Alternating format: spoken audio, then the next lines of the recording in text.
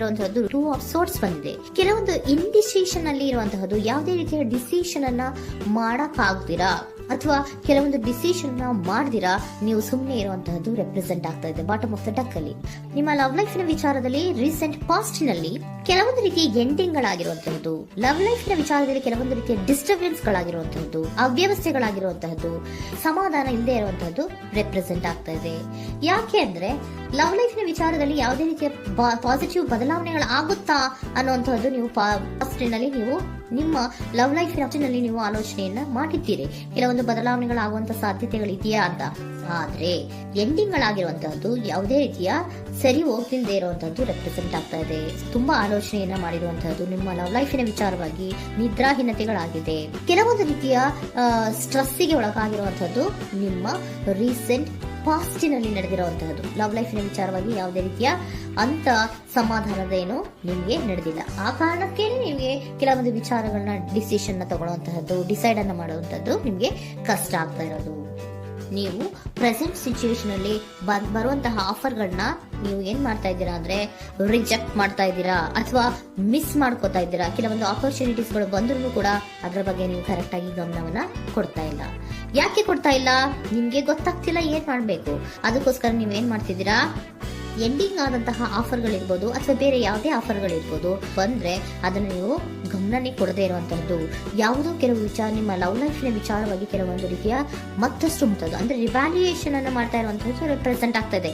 Present ಅಲ್ಲಿ ನಾನು ಯಾವುದೇ ಆಫರ್ ಅನ್ನ ತಗೊಳ್ಳುವಂತ ಸ್ಥಿತಿಯಲ್ಲಿ ಇಲ್ಲ ಅನ್ನುವಂತ ರೀತಿಯಲ್ಲಿ ನೀವು ಆಫರ್ಗಳನ್ನ ಮಿಸ್ ಮಾಡ್ಕೊಳ್ಳುವಂತಹದ್ದು ಅಥವಾ ರಿಜೆಕ್ಟ್ ಮಾಡುವಂತಹದ್ದು ರೆಪ್ರೆಸೆಂಟ್ ಆಗ್ತಾ ಇದೆ.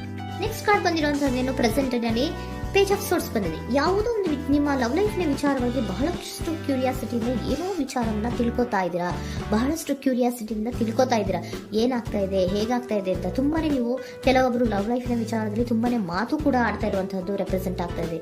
ಏನಾಗ್ತಾ ಇದೆ, ಹೇಗಾಗ್ತಾ ಇದೆ, ಈ ಗಲಿಬಿಲಿಗಳು, ಡಿಸ್ಟ್ರಾಕ್ಷನ್ಸ್ಗಳು ಅಥವಾ ಡಿಸಿಷನ್ಸ್ ನ ಮಾಡಕ್ಕಾಗದೆ ಏನಕ್ಕೆ ಒದ್ದಾಡ್ತಿದೀವಿ ಅನ್ನೋದ್ರ ಬಗ್ಗೆ ಕೂಡ ನೀವು ಕೆಲವೊಂದು ರೀತಿಯ ಮಾತಾಡ್ತಾ ಇರುವಂತಹದ್ದು ರೆಪ್ರೆಸೆಂಟ್ ಆಗ್ತಾ ಇದೆ.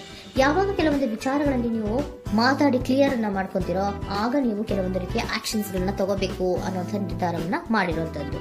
ಆಫರ್ಗಳು ಬಂದ್ರೂ ಕೂಡ ರೆಫ್ಯೂಸ್ ಮಾಡ್ತೀರಾ. ಆದ್ರೆ ಏನೀಗ ಹಿಂದೆ ಪಾಸ್ಟ್ ನಲ್ಲಿ ನಡೆದಿತ್ತೋ ಅದು ಯಾಕಾಯ್ತು, ಏನಕ್ಕಂಗಾಯ್ತು ಅನ್ನೋದ್ರ ಬಗ್ಗೆ ಕೂಡ ನೀವು ಮಾತಾಡುವಂತ ಸಾಧ್ಯತೆಗಳು ರೆಪ್ರೆಸೆಂಟ್ ಆಗ್ತಾ ಇದೆ ಅಟ್ ಪ್ರೆಸೆಂಟಿನಲ್ಲಿ.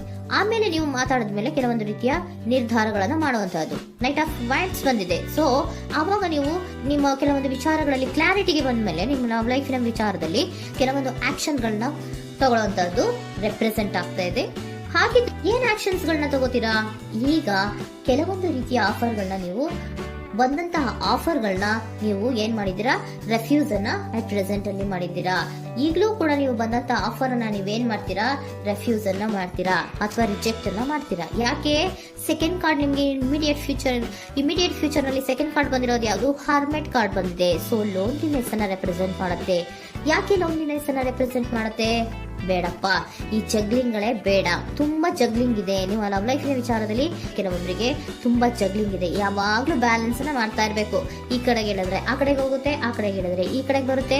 ಯಾವ ಕಡೆ ಅಂತ ಮಾಡೋದು ಅನ್ನುವಂತಹ ಆಲೋಚನೆಯನ್ನ ಮಾಡ್ತಾ ಇರುವಂತದ್ದು. ಸದ್ಯಕ್ಕೆ ಯಾವುದೇ ಆಫರ್ ಬೇಡ, ಸ್ವಲ್ಪ ಒಂಟಿಯಾಗಿರೋಣ ಅಂತ ನೀವು ಆಲೋಚನೆಯನ್ನ ಮಾಡ್ತಾ ಇರುವಂತದ್ದು ರೆಪ್ರೆಸೆಂಟ್ ಆಗ್ತಾ ಇದೆ. ಮತ್ತೆ ಕೆಲವೊಬ್ಬರಿಗೆ ಕೆಲವೊಂದು ರೀತಿಯ ಕ್ಯೂರಿಯಾಸಿಟಿಯಿಂದ ಏನಾಗ್ತಾ ಇದೆ ಅಂತ ವಿಷಯಗಳನ್ನ ತಿಳ್ಕೊಂಡ್ಮೇಲೆ ಕೆಲವೊಂದು ಆಕ್ಷನ್ಸ್ ಗಳನ್ನ ತಗೊಳ್ಳುವಂತದ್ದು ಕೂಡ ರೆಪ್ರೆಸೆಂಟ್ ಆಗ್ತಾ ಇದೆ. ಯಾವುದೇ ರೀತಿಯ ಭಯ ಇಲ್ಲದೆ ವಿಷಯಗಳನ್ನ ತಿಳ್ಕೊಂಡು ನೀವು ಆಫರ್ಗಳನ್ನ ಅಟ್ ಪ್ರೆಸೆಂಟ್ ಅಲ್ಲಿ ರೆಫ್ಯೂಸ್ ಮಾಡೋ ಸಾಧ್ಯತೆಗಳು ಕೂಡ ಕೆಲವೊಬ್ಬರಿಗೆ ರೆಪ್ರೆಸೆಂಟ್ ಆಗ್ತದೆ. ಯಾಕೆ ಆಫರ್ಗಳನ್ನ ರೆಫ್ಯೂಸ್ ಮಾಡ್ತೀರಾ?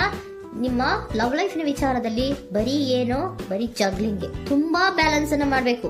ಯಾವ ಕಡೆ ಮಾಡ್ಬೇಕು, ಹೇಗ್ ಮಾಡ್ಬೇಕು ಗೊತ್ತಾಗದೇ ಇಲ್ಲ. ನೀವೇನ್ ಮಾಡ್ತೀರಾ, ಸ್ವಲ್ಪ ದಿನದ ಮಟ್ಟಿಗೆ ನಾನು ಲೋನ್ಲಿ ಆಗಿರ್ಬೇಕು ಅನ್ನೋದನ್ನ ಇಲ್ಲಿ ನಿಮ್ಗೆ ಲವ್ ಲೈಫ್ ನ ವಿಚಾರವಾಗಿ ರೆಪ್ರೆಸೆಂಟ್ ಆಗ್ತಾ ಇದೆ.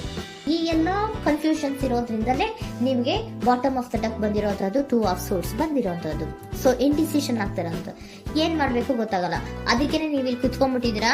ನನ್ನ ಲವ್ ಲೈಫ್ ನ ವಿಚಾರವಾಗಿ ಯಾವ ನಿರ್ಧಾರವನ್ನ ಮಾಡ್ಬೇಕು ಅನ್ನುವಂತಹ ಆಲೋಚನೆಯನ್ನ ಮಾಡ್ತಾ ಇರುವಂತದ್ದು, ಹಾಗೇನೆ ಮಾಡುವಂತದ್ದು ನಿಮ್ಗೆ ರೆಪ್ರೆಸೆಂಟ್ ಆಗ್ತಾ ಇರೋದು. ಕೆಲವೊಬ್ರು ರೆಫ್ಯೂಸ್ ಅನ್ನ ಮಾಡಿ ಮುಂದೆ ಹೋಗುವಂತ ಸಾಧ್ಯತೆಗಳು ಇರುವಂತದ್ದು, ಮತ್ತೆ ಕೆಲವೊಬ್ರು ಆಫರ್ಗಳನ್ನ ಬರುವಂತದನ್ನ ಬ್ಯಾಲೆನ್ಸ್ ಅನ್ನ ಮಾಡಬೇಕು, ಜಗ್ಲಿಂಗ್ ಅನ್ನ ಮಾಡಬೇಕು, ಸದ್ಯದ ಮಟ್ಟಿಗೆ ಒಂಟಿಯಾಗಿ ಇರೋಣ ಅಂತ ಆಲೋಚನೆಯನ್ನ ಮಾಡ್ತಾ ಇರುವಂತದ್ದು ರೆಪ್ರೆಸೆಂಟ್ ಆಗ್ತಾ ಇದೆ. ನಿಮ್ಗೆ ಏಂಜಲ್ ಗೈಡೆನ್ಸ್ ಏನ್ ಕೊಡ್ತಾ ಇದ್ದಾರೆ? Don't stop.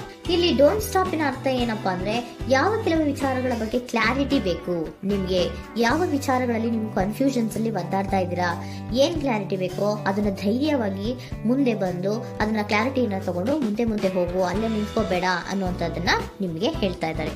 ಯಾವ ವಿಚಾರವನ್ನ ನೀವು ಲವ್ ಲೈಫ್ ನ ವಿಚಾರದಲ್ಲಿ ಏನ್ ಈ ಜಗ್ಲಿಂಗ್ಗಳು ಅಥವಾ ಈ ಬ್ಯಾಲೆನ್ಸ್ ಗಳನ್ನ ಮಾಡ್ಕೊಂಡು ಅಥವಾ ಎಳ್ದಾಟಗಳನ್ನ ಮಾಡ್ಕೊಂಡಿದ್ದೀರೋ ಅಲ್ಲಿಗೆ ಕ್ಲಾರಿಟಿನ ತಗೊಳ್ಳಿ, ಧೈರ್ಯವಾಗಿ ಕ್ಲಾರಿಟಿನ ತಗೊಂಡು ನೀವು ಮುಂದೆ ಆಕ್ಷನ್ಸ್ ಅನ್ನು ತಗೊಳ್ಳುವಂತದ್ದು ರೆಪ್ರೆಸೆಂಟ್ ಆಗ್ತಾ ಇದೆ.